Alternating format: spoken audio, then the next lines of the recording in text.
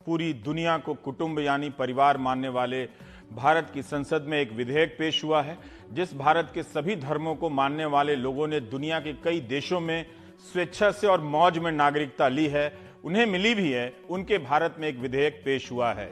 ऐसे लोगों को हम नॉन रेजिडेंट इंडियन कहते हैं। उन्हें भी यह जानना चाहिए कि नागरिकता संशोधन विधेयक के तहत पाकिस्तान, अफगानिस्तान और बांग्लादेश यानी सिर्फ 3 पड़ोसी देशों से प्रताड़ना, यातना के शिकार हिंदू, ईसाई, पारसी, जैन, सिख और बौद्ध को भारत नागरिकता देगा पास होने पर। इसमें एक मजहब का नाम नहीं है, मुसलमान, इस्लाम। इस आधार पर कहा जा रहा है कि यह संविधान की मूल भावना यानी सेक्युलरिज्म के खिलाफ है, क्योंकि भारत का संविधान धर्म, जाति, लिंग के आधार पर किसी के साथ भेदभाव नहीं करता है। अमित शाह कहते हैं कि किसी के खिलाफ नहीं है ये बिल।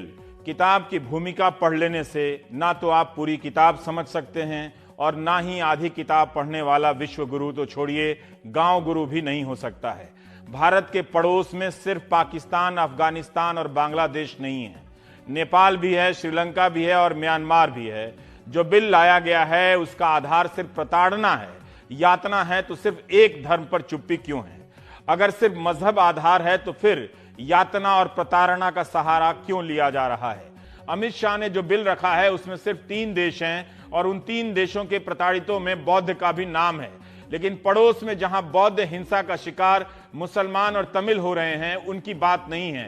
पाकिस्तान में शियाओं के साथ कितनी हिंसा हुई, कितने ही शिया डॉक्टरों की हत्या कर दी गई। अहमदिया समुदाय के लोग भी प्रताड़ित हैं, हिंदू भी प्रताड़ित हैं, लेकिन भारत प्रताड़ना को सिर्फ एक मजहब की निगाह से देखेगा, शियाओं की प्रताड़ना की तरफ नहीं देखेगा, अहमदिया की प्रताड़ना की तरफ नहीं देखेगा, तमिल और बौद्ध की प्रताड़ना की तरफ नहीं देखेगा।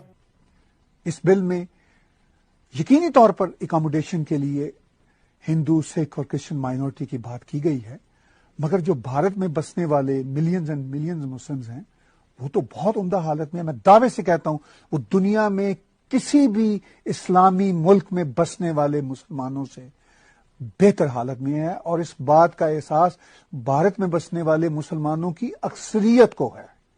भारत में बसने वाले मुसलमानों की अक्सरियत ये समझती है कि जिस तरह की आजादी उन्हें भारत में मुयस्सर है, इस तरह की आजादी तो मुसलमानों को किसी एक इस्लामी मुल्क में मुयस्सर नहीं।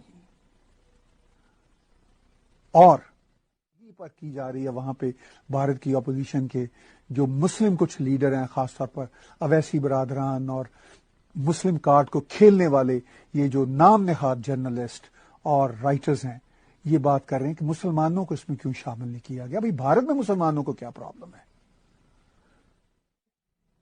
और जब ये फिर उस पे कश्मीर की बात को जोड़ते हैं तो क्या कश्मीर में जो कुछ 70 साल से प्रॉक्सी टेररिज्म पाकिस्तान की एस्टेब्लिशमेंट की हो रही थी, तो उन्होंने कभी उसके खिलाफ आवाज उठाई? चाहे ये शहला रशीद हो और चाहे ये मुफ्ती महबूबा खुद हों और उनकी बेटी हों और इस जैसे जो हॉलो एंड शैलो एक्टिविस्ट हैं, क्या कभी उन्होंने आवाज उठाई?